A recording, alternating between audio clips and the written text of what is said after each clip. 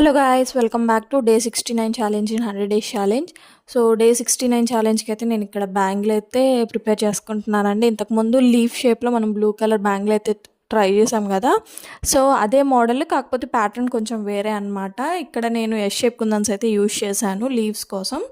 So మధ్యలో flower వచ్చి దానికి కొమ్మల్లాగా వస్తే ఎలాగా ఉంటుంది అని చెప్పేసి అయితే నేను ఈ బ్యాంగిల్ మీద డిజైన్ చేశాను అనమాట.